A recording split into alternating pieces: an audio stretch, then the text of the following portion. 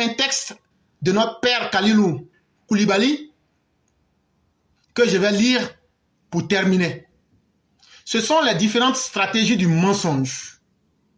Et donc, ce qu'on va faire, on va revenir à nouveau et nous impliquer. Quand quelqu'un est un menteur là, qu'est-ce qui se passe dans sa tête? On va vous expliquer les différentes stratégies. Tout ce qu'on vous explique, ce n'est pas seulement en politique, mais même dans la vraie vie. Si vous savez les appliquer dans votre existence, vous trouverez des situations pour toujours être en avance sur les autres. Sujet numéro 3. Plonger dans l'univers du mensonge de Tidiam Thiam. Le mensonge, en tant que phénomène de communication délibérément trompeur, est un concept multidimensionnel. Ces formes diffèrent tant dans leur mécanisme que dans leur finalité. Le mensonge que vous voyez là, c'est aussi une manière de communiquer. Il n'y a pas de honte. L'art de tromper, comme nous enseignait le grand maître Sun Tzu, on appelle ça le leurre. Il faut savoir tromper l'ennemi pour avoir raison de lui. Et donc, le mensonge peut servir pour communiquer.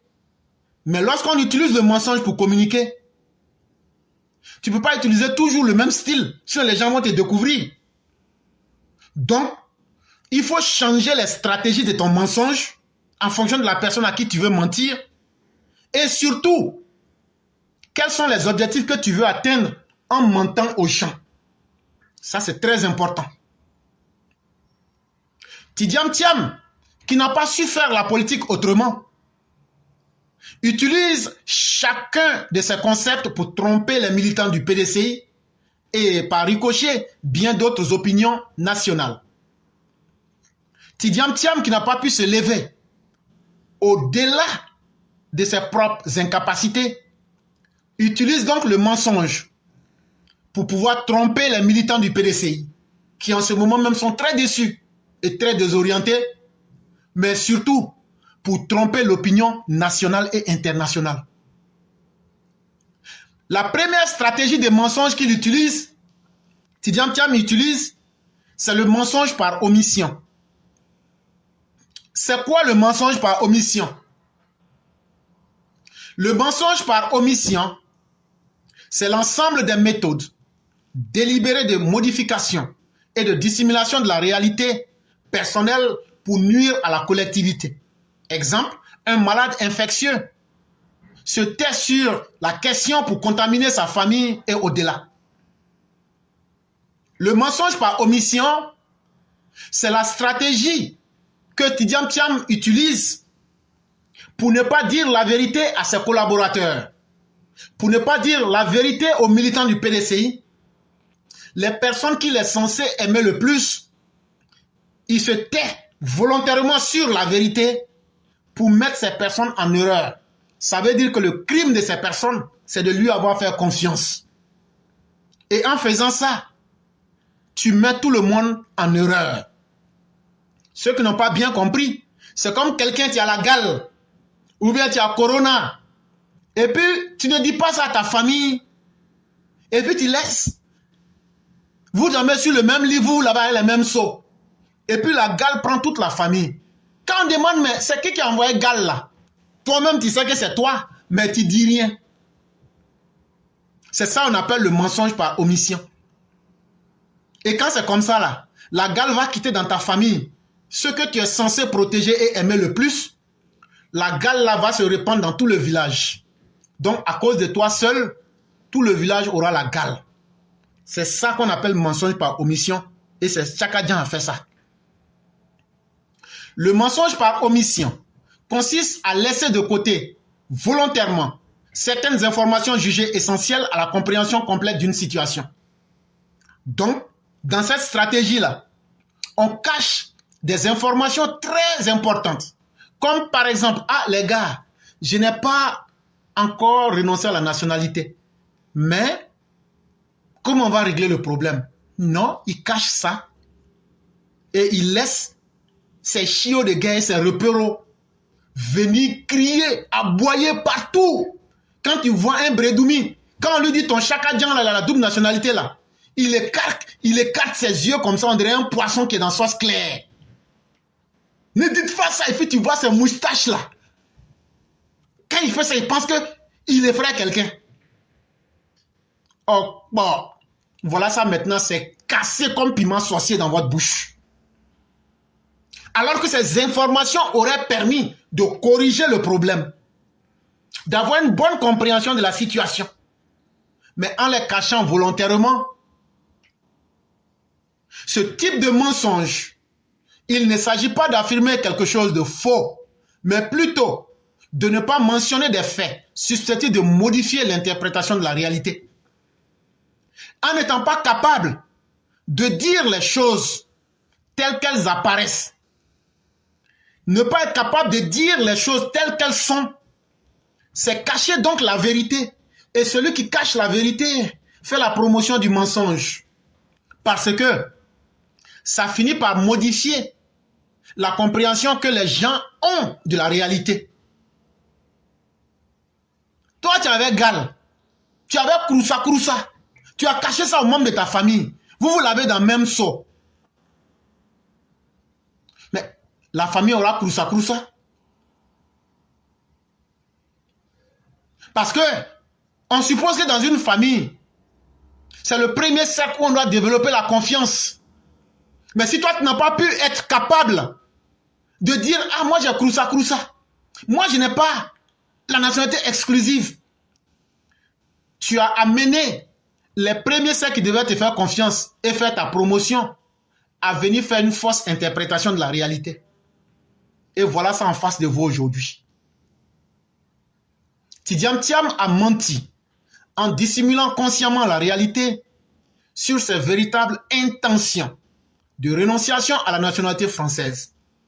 Le 7 février 2025, après avoir menti en cachant la réalité à ses plus proches collaborateurs et à ceux qui avaient fait confiance en lui, Tidjam Thiam finalement vient aujourd'hui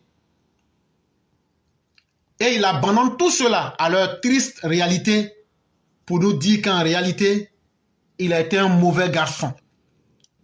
Mais si Tidjam Thiam ne peut pas faire confiance en ses collaborateurs du PDCI, est-ce qu'il n'avait pas d'autres personnes cachées? C'est là que nous comprenons que Tidjam Thiam ne veut pas diriger la Côte d'Ivoire avec les Ivoiriens. C'est avec soit les multinationales en qui il croit plus que la Côte d'Ivoire, ou bien ses parents sénégalais qui va véritablement diriger la Côte d'Ivoire. Donc les gens comme les Brédoumi, les gens comme les Yves SO6, les gens comme les shérifs Osman, les gens comme les Diaf Oufoué, alors là, Chakadjan vous dit qu'il n'a plus confiance en vous dès le début et qu'il vous utilise comme des capotes pour faire son guano et puis après il s'en va. Sinon là, vous n'êtes que des éléments de passage pour lui. Parce que lui, il sait véritablement avec qui il va diriger. Quand tu n'es pas capable de dire la vérité à ceux qui t'ont sincèrement aimé et qui veulent te protéger, ces gens-là même qui peuvent aller, qui doivent parler en ton nom, ça veut dire que tu n'as pas confiance au peuple ivoirien.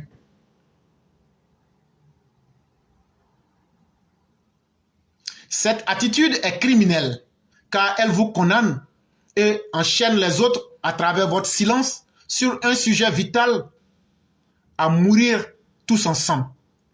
Et qu'est-ce que cela a fait aujourd'hui? Tout le monde a la gale maintenant. Et donc, le fait de n'avoir pas pu dire vrai là les gars, je n'ai pas renoncé à ma nationalité mais trouvons une solution. Le fait de n'avoir pas été capable de dire ça, ça fait que lui-même Chakadjan aujourd'hui est condamné. Et cela a empêché, cela a enchaîné tous ceux qui avaient confiance en lui, ça a tué leur crédibilité. Est-ce que ces gens-là peuvent sortir encore pour dire quelque chose de peu on va croire? Et ça, c'est une vraie méchanceté. Ça veut dire que Chakadjan est vraiment méchant. Et en bon français, être mauvais est mieux que être méchant. Être méchant, c'est le niveau supérieur d'être mauvais. Ça veut dire que Chakadjan est foncièrement méchant. L'être ivoirien, là, lui, ne peut pas faire confiance à un Ivoirien. Et il l'a démontré. en manipulant ses propres collaborateurs par pure méchanceté. Tidjane Thiam a menti en s'adonnant à la manipulation subtile de tout son personnel politique et juridique. Même à ses avocats, il a menti. Même à son état-major politique, il a menti. Aux militants PDCI, il a menti. Donc c'est à vous les Ivoiriens, il va dire la vérité. Et pour quelle raison? C'est à vous de réfléchir. Ayant découvert et ayant été découvert dans la précédente attitude monstrueuse, Chaka Dian oriente la perception des militants du PDCI dans son adresse d'information sur sa décision de renonciation à la nationalité française en faisant croire qu'il s'agit d'une simple formalité administrative. Mais même dans le discours qu'il a fait le 7, là, il ment encore. Et il continue de mentir. Il dit, c'est une simple formalité administrative. Et eux pensaient à ça depuis longtemps. Mais c'est faux. C'est pas une simple formalité. Parce que quelque chose qui est simple là, pourquoi tu n'as pas pu faire? Pourquoi tu étais obligé de mentir? Et c'est quand tu as été coincé que tu es sorti pour venir parler. Ça veut dire que c'est faux, c'est pas simple. C'est difficile. Ça veut dire que Chaka Dian n'est pas prêt à renoncer au mensonge comme âme politique. Ça veut dire Chaka Dian n'est pas prêt à abandonner la nationalité française. Il veut encore chercher d'autres solutions. Parce qu'avec toutes les conséquences que je viens de vous donner, Chaka Dian ne veut pas abandonner la nationalité française au fond. Et donc il veut minimiser la situation. Parce que si c'est simple là, bon, qu'il nous montre maintenant le décret, ou bien qu'il nous montre le récépissé, comme c'est simple. En réalité, ce n'est pas simple. Il est en train de donner un faux espoir aux militants du PDCI. Quand il va dire c'est simple, eux vont dire, ah, comme c'est comme ça, c'est que peut-être dans une semaine, ou bien dans peut-être 3 mois, il aura ça. Et c'est faux. Il est en train de mettre Akui dans vos yeux. Tout le monde connaît Akui. Poudre d'Akui, là, il est en train de mettre ça dans vos narines et puis vos yeux. Si c'est simple là, il n'a qu'à créer une situation. Il ne peut pas. Donc il vous ment. Même dans mensonge, il crée encore mensonge. Et nous autres, quand on s'assoit, ça nous fait rire. Et on comprend donc que l'individu n'est pas prêt à abandonner le mensonge. Une autre fausseté. Parce qu'il vient de s'engager dans une procédure dans laquelle tout lui échappe jusqu'à l'obtention de ces décrets qui doivent être publiés 3 mois avant le dépôt des candidatures pour la présidence prévue en octobre 2025. Et c'est que, quand j'ai fait le calcul, je vous ai dit, si tout se passe bien, et que 6 mois après, le 7 février 2025, on sera le 7 août 2025, qu'il a fini en France, il doit venir en Côte d'Ivoire. Mais même si on prend cette date seule, sans tenir compte de la procédure en Côte d'Ivoire, Chaka Dian est déjà forclos. Parce que les dossiers pour être président là, en Côte d'Ivoire, là, on demande de les déposer 3 mois avant octobre. Adama Nato, Azibo pleke pleke, Azibo. Adama Nato, Azibo pleke pleke. Quand tu as besoin du bus, tu vas à l'arrêt. C'est là que tu vas voir. Ha. On a dit, oh, on va te rendre humble. Donc, il ment aux gens. Parce que la procédure, là, quand vous dites que c'est Macron qui est son ennemi, là, donc la nuit, Macron va prendre son téléphone pour appeler les gens, signer la procédure de Chaka Dian en une journée. Ça, c'est votre problème. Quand ça va arriver en Côte d'Ivoire, là, il va obliger Ouattara à signer ça en 3 minutes. En tout cas, pour dire que tu veux être candidat, là, tes dossiers, là, il faut qu'on envoie ça à la Cour constitutionnelle. Ce n'est pas en une semaine qu'ils vont travailler. Ce n'est pas un seul candidat. Donc, il faut que ce soit déposé 3 mois avant octobre. Et ils vont prendre du temps pour étudier les dossiers, pour bien comprendre, avant de dire qui peut être candidat ou qui peut ne pas l'être. Donc, au lieu de simplifier les choses, en mentant à nouveau, il est en train de vous blaguer. Il est en train de vous vendre du vent. C'est ce qu'on appelle flatou vocis. Le délai minimum pour l'obtention du décret français varie de 6 à 12 mois. Ce que je suis en train de dire là, vrai là, pour gagner le décret de naturalisation là, le minimum c'est 6 mois, mais ça peut prendre 1 an. Et si Chaka n'a pas le décret de naturalisation, le décret d'abandon de la nationalité française là, et puis s'il n'a pas le décret de réintégration là, il ne sera pas candidat. Le mensonge par omission, en l'espèce, est particulièrement dangereux car il repose sur un abus de confiance. Ce monsieur est simplement dangereux dans sa méchanceté. Et donc ici, je vous ai pris les scénarios du pire au moins pire. Et on s'est basé sur le moins pire. Mais même dans le cas du moins pire, Chaka Dia ne pourra pas obtenir les documents. Parce que ce n'est pas lui qui contrôle la situation. Et un être humain, quand tu ne contrôles pas les détails d'un événement dans ta vie, si tu dis que c'est simple, tu es en train de faire un abus de confiance. Et tu es en train de mentir dans ton mensonge, tu es en train encore d'augmenter. Et ça, c'est extrêmement dangereux. La deuxième stratégie de mensonge que Chaka Dia aime beaucoup utiliser, c'est le mensonge par commission. Si j'envoie le père Mamadou Désiré faire une commission, j'envoie le père Samba Kone faire une commission, ou bien j'envoie mère Jacqueline Aka faire une commission, ça veut dire quoi? Ça veut dire que je les amène pour aller faire quelque chose à mon nom. On est d'accord là-dessus. Et donc le mensonge par commission, c'est dire quelque chose qui est consciemment faux. Par exemple, quand Atu Banga a dit que Chaka Dia n'avait pas renoncé à sa nationalité française, Atu Banga l'a dit le 2 février 2025. Et dès le lendemain, le surlendemain, il y a Ousmane qui sort pour nous dire que Chaka Dia a fait une renonciation à la nationalité par déclaration. Mais vous croyez que ce soi-disant docteur-là peut venir parler s'il n'a pas été envoyé par Chaka Dia? Ou bien s'il n'a pas contacté l'équipe du PDCI? Non. Il a été envoyé, il a été mis en commission.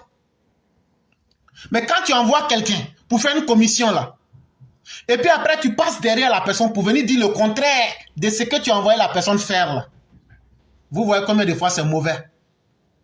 Et donc, après avoir envoyé Shérif Ousmane se fourvoyer,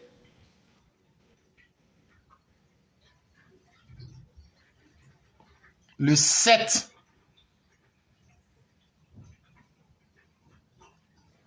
février 2025, Chaka Dia sort pour dire ce que j'avais envoyé Brédoumi pour dire, je l'avais induit en erreur. Ce que j'ai envoyé Dia Oufoué dire, je les ai mis dans le vent. Ce que j'ai envoyé Chrysotome dire à l'Assemblée nationale, je les ai mis dans la farine. Ce que j'ai envoyé Dia Oufoué, pardon, Ange Dagaré dire aux gens, je les ai envoyés dans le vent. Ce que j'ai envoyé Ousmane vous dire, je les ai envoyés dans le vent. En réalité, je n'ai pas abandonné la nationalité française. C'est maintenant que je vais commencer à abandonner la nationalité française. Donc tu as fait dire aux gens des choses que toi-même consciemment tu savais qui n'étaient pas vraies. Le mensonge de commission consiste à affirmer quelque chose que l'on sait être faux. Contrairement au mensonge par omission, où l'information est délibérément laissée de côté, l'acte de mentir est conscient et délibéré et il s'appuie sur la connaissance que l'information communiquée est en contradiction avec la réalité. Vous vous souvenez, je vous ai expliqué le mensonge par omission. J'ai expliqué en prenant l'exemple de quelqu'un qui a croussa. Et puis, il n'a pas le courage de dire à ses frères et à ses sœurs, ah, moi j'ai croussa. Donc, il a caché délibérément une réalité. Le mensonge ici par commission, c'est la capacité de savoir quelque chose qu'on dit et qu'on sait que cette chose-là n'est pas vraie. On dit et on laisse les autres dire ça. Et donc, ça veut dire, en faisant donc le mensonge par commission, on sait qu'on utilise le mensonge de façon délibérée, de façon responsable. On utilise le mensonge. On connaît bien l'information. On sait que cette information n'est pas en conformité avec la réalité, n'est pas en conformité avec la vérité. Mais on laisse que le mensonge soit dit. Et c'est pourquoi vous avez vu ces chiens de guerre aller partout raconter des mensonges. Et tellement ils ont honte aujourd'hui. On dit, venez sur NCI hier, 9 février 2024-25. Et dit, non, on ne peut pas venir. Non, on ne peut pas venir. En tout cas, les Ivoiriens vous ont découvert. Et votre honte là, vous allez gérer ça comme il se doit. Le mensonge de commission est fréquent chez Tidiam Thiam, qui l'utilise à des fins plus égoïstes et manipulatrices. Et donc, Tidiam Thiam utilise le mensonge parce que c'est un individu égoïste et c'est un manipulateur. Par exemple, quand il dit que Félix Houphouët-Boigny, dans tous les villages qui sont entre Yamoussoukro et Abidjan, buvait Bandji. Toi-même, tu es là, tu dis, si quelqu'un fait ça là, c'est qu'il va être un soulade. Il le sait, mais il le fait volontairement. Parce qu'il veut toujours attirer l'attention sur lui. En mentant, en disant des choses qui dépassent l'entendement des gens. Oui, hein? Tiens, tous les villages là. Oui, là quand c'est comme ça, on va dire, yeah! Waouh! C'est moi, Tidiam Thiam, je suis allé demander l'argent pour construire la mosquée Salam du plateau. Et c'est moi, j'ai fait la décoration avec mes mains. Tiens, tu es fort, donc tu es maçon. Mais tout ça, c'est égoïste parce qu'il veut attirer l'attention sur lui. Et pour attirer cette attention-là, il faut manipuler les gens. Il faut manipuler les gens. Il en fait usage à satiété en politique pour détourner l'attention d'un problème aussi important. Concernant la rénonciation qu'il présente comme un acte banal, rien que préserver une image de quelqu'un qui contrôle l'horloge du monde. Ce monsieur est un danger. Et c'est la même chose qu'il fait. On t'a attrapé dans un mensonge. Et tu viens encore pour ajouter mensonge dessus. Depuis quand vous avez vu, on peut prendre un mensonge pour corriger un mensonge. Tu as dit aux gens, tu as envoyé tes propres partisans mentir à tout le monde. La honte est sur eux. Ils disent qu'ils ne peuvent plus sortir. Toi-même, tu sors. Quand tu sors, au lieu d'être humble, il vient nous parler. Bonjour. C'est lui qui a l'horloge, la montre de Dieu là. La montre que Dieu a fabriquée là. C'est lui, Tidiam Thiam là, qui tourne ça. Il met ça à l'heure qu'il veut. Bonjour. Bonjour. C'est pas à nous, tu as dit ton bonjour là. C'est à toi-même. Eh bien, vous savez, c'est un acte banal, hein. Voilà, c'est quelque chose qu'on devrait faire depuis longtemps, mais bon, vous savez, comme c'est nous, on maîtrise le temps, l'heure, les minutes, les secondes, donc ça va passer comme une lettre à la poste. Hop! Mais c'est faux. Et c'est ce que je vous ai expliqué. Si Tidiam Thiam au moins maîtrisait la montre de Dieu là, la situation dans laquelle il se trouve aujourd'hui là, il n'allait pas se trouver dedans. Donc pourquoi vouloir donner une fausse impression que ça sera facile, alors que c'est complètement faux? C'est ce qui rend ce monsieur extrêmement dangereux. Je vous donne un exemple. Imaginez une situation où un dirigeant affirme que son entreprise est en pleine croissance, alors que la réalité des chiffres montre que les revenus de la compagnie sont en train de baisser. Mais ce dirigeant d'entreprise continue de dire aux clients que tout va bien. Il choisit le mensonge de commission pour rassurer les investisseurs et maintenir la confiance sur le marché. alors qu'il sait très bien que cette décision va causer de lourdes pertes dans le présent comme dans le long terme aux différents clients. Est-ce que ce chef d'entreprise-là n'est pas un danger pour les clients? C'est la même chose que Tidiane Thiam a fait au Crédit Suisse. Ils ont falsifié les chiffres pour dire aux gens, ah ben, tout va très bien. Tout va très bien. Et eux-mêmes, derrière les gens, ils savent très bien que tout ne va pas bien. Ils se sont donné des grosses commissions. Parce qu'ils savent que les conséquences, là, ce n'est pas eux qui vont les assumer. Aujourd'hui, là, Crédit Suisse, là, c'est grâce à Tidiane Thiam et autres, ils ont fait tomber cette banque qui était là depuis 150 ans. Ils ont maquillé les chiffres pour mentir aux gens, pour maintenir la confiance des gens, des investisseurs. Et puis, Vanouan, aujourd'hui, maintenant, c'est UBA. Ou mais UBS, je ne sais plus c'est quoi. Je crois que c'est UBS qui était obligé de racheter la banque Crédit Suisse à 1 franc symbolique. C'est quelque chose que tu devais vendre à 100 francs là. On a vendu ça à 1 franc. Parce que c'est comme si on a demandé pardon. Tellement ils ont menti aux clients et puis ils ont fait tomber la banque là. Ils ont demandé même pardon à UBS d'acheter la banque. Ça, c'est Tidiane Thiam. Il l'a fait au Crédit Suisse. Il l'a fait lorsqu'il était à Prudential. Il l'a fait aux Américains. Ce n'est pas aux Ivoiriens qui ne va pas faire ça. Donc, quand on vous signale que cet individu est dangereux, nous savons de quoi nous parlons. UBS, c'est l'Union des banques suisses.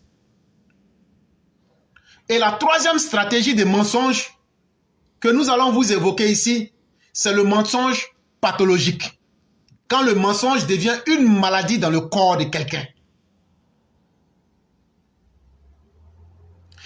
Celui-ci s'inscrit dans une dynamique compulsive et chronique, révélatrice souvent d'un trouble psychologique où l'individu ment sans qu'un but conscient ne motive ses affirmations.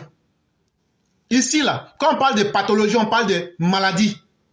Donc, il y a des gens qui mentent parce que le mensonge, là, je vous l'avais dit dans l'émission passée, chez certains, c'est quelque chose qu'on apprend. Est-ce que vous avez une fois vu un enfant qui est né et puis il commence à mentir? Non. C'est un mécanisme psychologique qu'on développe avec le temps pour pouvoir se protéger de la réalité ou même cacher certaines vérités pour évoluer en société. Mais après, ça devient un peu comme dans le livre de Hamlet. En voulant faire semblant de ressembler à un fou, on finit par devenir fou. Parce que la folie finit par nous contrôler. Et le menteur, à force de s'habituer à mentir, ça crée des troubles psychologiques et l'individu devient un menteur pathologique. Et même quand il n'y a pas de raison de mentir, il ment. Et Tidiane Thiam souffre de cette maladie. Et en procédant ainsi, Tidiane Thiam a fini par rendre le PDCI otage de son mensonge. Grâce aux différents mensonges, lui qui avait dit qu'il allait faire la politique autrement, et que Dia Félix est aussi avec sa grosse bouche là pour dire ça comme ça, bang, bang, bang, bang, bang, bang, on va faire politique différemment. Là. Voilà ça maintenant. Aujourd'hui là, qui est otage des mensonges de Chakadian? C'est toi Dia, c'est toi Yves Essoessis, c'est toi Chrysotome, c'est toi Brendoumi, c'est toi Ousmane, et ce sont les militants du PDCI et les chiots qui ont la diarrhée verbale sur les réseaux sociaux là. Venez maintenant dire que Thiam n'a pas la double nationalité. Venez maintenant dire qu'il est propre comme la neige. Donc, son mensonge là, il vous a pris en otage. Parce que la maladie qu'il a là, la maladie des mensonges là, il vous a communiqué la maladie. Il vous a communiqué la pathologie. Ce mensonge est devenu pathologique chez Tidiane Thiam et se distingue des autres formes par son caractère compulsif et récurrent. Et c'est pourquoi vous verrez Tidiane Thiam, tout comme ses partisans, quand ils parlent et que vous leur dites, attendez pour que ce que vous dites on comprenne bien, on a des questions à poser, ils s'énervent en même temps. Ils ont un caractère compulsif et récurrent. Et puis vous avez l'impression, toujours, c'est les mêmes choses. Quand tu veux les arrêter pour qu'on comprenne que, mais laissez-moi parler, je n'ai pas encore fini de parler. Et là, ce qu'on peut expliquer en 1 minute, là, ils vont prendre 25 minutes pour t'expliquer. Quand tu vois quelqu'un, quelque chose qu'on doit expliquer en 2-3 phrases là, lui il veut expliquer en 20 phrases. Il y a 2 choses. Soit c'est lui-même qui est ignorant, ou bien il sait qu'il est en train de te mentir, mais il veut t'embobiner en parlant beaucoup pour te faire perdre dans le jeu.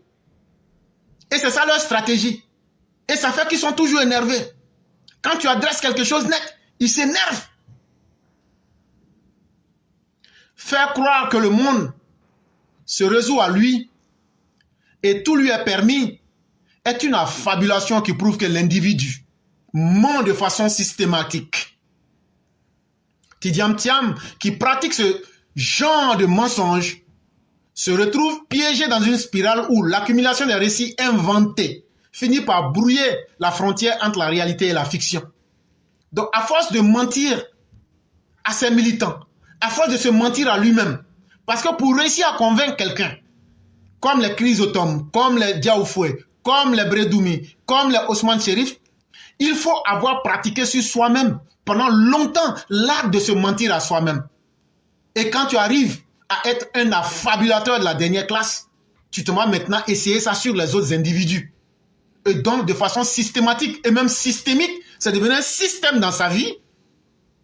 Il pense que son mensonge là devient la réalité. Et comme lui, il a transformé ça dans une réalité dans son monde, il faut que ça s'impose à tout le monde.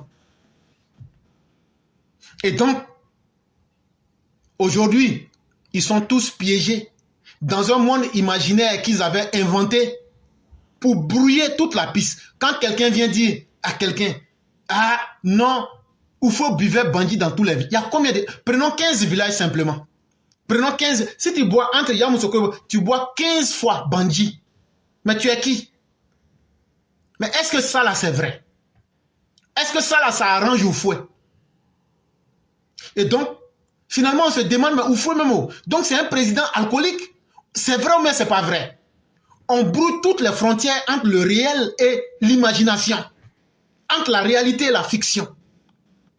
Mais il faut être un maître menteur pour arriver à un tel degré de mensonge. Cette habitude a fini par nuire tant à sa vie professionnelle qu'au Crédit Suisse, puisqu'il en a été limogé pour question d'éthique, car ses relations sociales et interpersonnelles, comme il en a été condamné après le procès avec sa gouvernante de maison. Donc, à force de toujours mentir là, Tidiam Thiam a été chassé du Crédit Suisse parce que il n'avait pas le comportement déontologique qu'il fallait. Il n'avait pas le comportement éthique qu'il fallait. Il a été chassé du Crédit Suisse pour mauvais comportement, pour espionnage contre Iqbal Khan.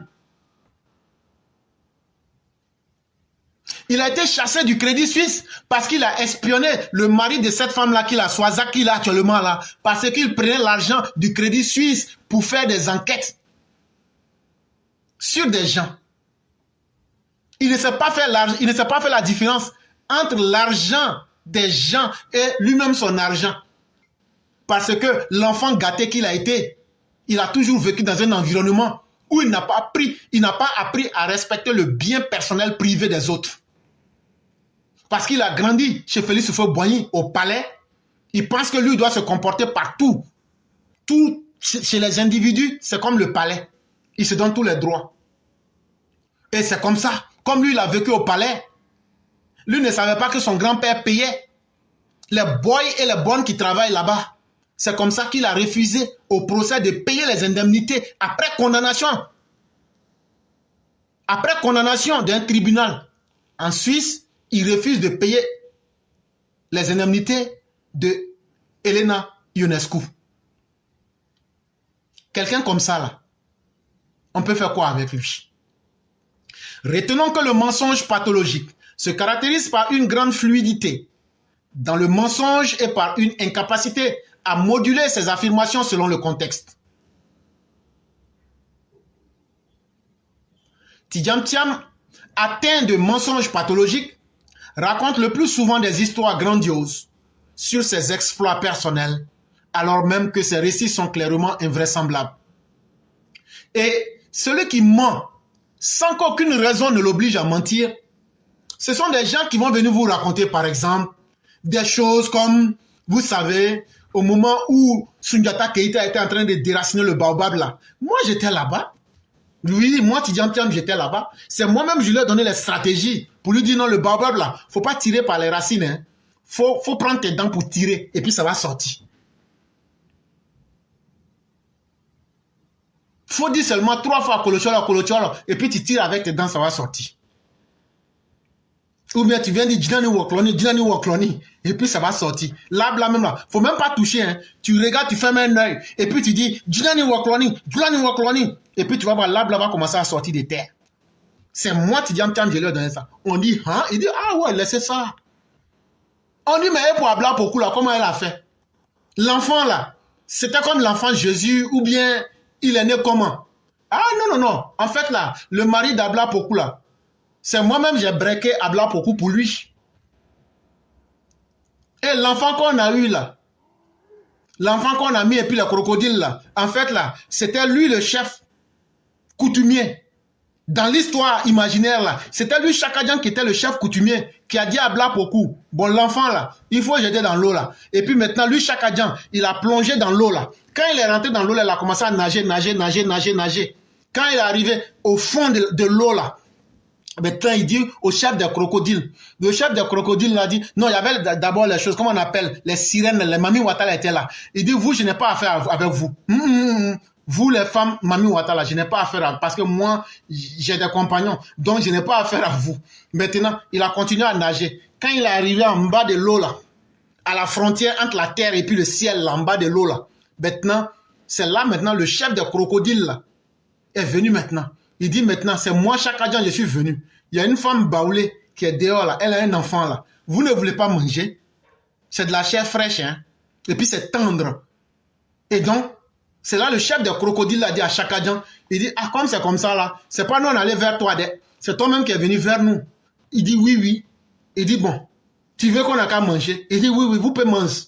Maintenant, les crocodiles a dit, bon, nous on va manger. Mais comme toi, de la manière tu es gentil là, tu veux quoi? C'est là, il dit, non, moi je veux rien. Même si vous faites que vous devenez, avant de manger l'enfant là, vous vous transformez en pont. Et puis maintenant, nous on va passer sur votre dos. Comme Moïse n'est plus là pour diviser la mer, là, c'est maintenant ça qu'on va utiliser. Les crocodiles là disent, ah, nous-mêmes là, ça c'est pas un problème pour nous. En deux mouvements là, nous on peut se placer. Donc il faut dire qu'à vendre l'enfant là dans l'eau là. Donc quand ils ont jeté l'enfant là, c'est grâce à Chakadjan que les Baouli, l'enfant est mort là, qu'ils ont pu traverser l'eau là pour rentrer en Côte d'Ivoire. C'est lui qui a fait tout ça. Ah oui. Bon, tout ce qu'il nous a raconté là-haut, est-ce que c'était nécessaire? Toi-même, tu sais que c'est faux. Moi-même, je sais que c'est faux. Mais quand tu es un menteur pathologique et compulsif, c'est comme ça. Tu mens toujours. Parce que tu as un besoin d'attirer l'attention des autres sur toi. C'est pourquoi il a menti en donnant de l'argent à des petits, à des chiots. Des chiots qui ont la diarrhée sur les réseaux sociaux. Quand tu parles, ils sont en train d'aboyer partout. Tidjam Thiam là, c'est lui qui est l'homme qui a le plus réussi dans le monde. Avant lui, personne n'allait à l'école. C'est lui là qui a géré toutes les banques du monde. Il n'a pas de défaut. Maintenant, voilà l'affaire en face de vous maintenant. C'est le seul homme sur la planète Terre, Chakadjan, avant sa naissance là. C'est lui qui a fait le plan du 3e pont. Les fonds promis qu'il devait immobiliser pour financer le PDCI ne sont plus à l'ordre du jour. Pour le sauver, il a besoin d'une correction morale. Il dit que c'est lui qui a fait le plan de l'autoroute qui quitte Abidjan pour aller à Yamoussoukro. Quand ça va fouiller, elle avait 17 ans.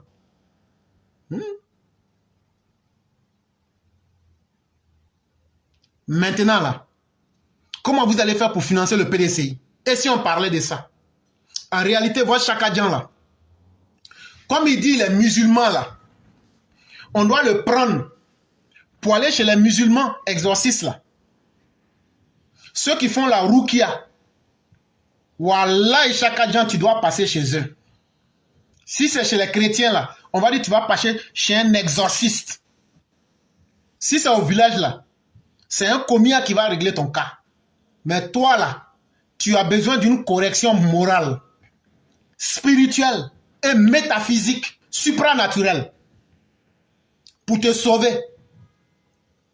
Et nous demandons pardon à tous ceux qui ont des capacités au-delà du naturel. Venez nous aider à donner une correction morale à chaque Chakadjan.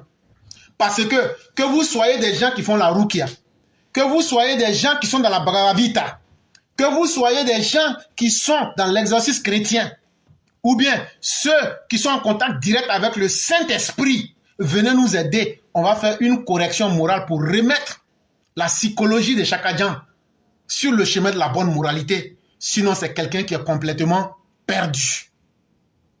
Et là, on ne va pas continuer le massacre. On va faire la conclusion. Thiam est le concentré des 3 types de mensonges qui montrent la diversité de ces pratiques de déformation de la vérité. Imaginez-vous maintenant qu'un homme soit à lui seul le concentré du mensonge pathologique, du mensonge par omission et du mensonge par commission. Imaginez-vous qu'un seul individu soit le concentré de ces 3 perversités. Chacun de ces concepts soulève des enjeux d'ordre éthique différents qui illustrent les degrés de la manipulation de Tidjam Thiam. C'est simplement un individu dangereux. Et ceux qui n'ont pas compris et qui pensent qu'on peut être contre un tel individu, vous vous trompez. Mais on a le devoir moral d'aider un frère qui est dans une phase de perdition totale.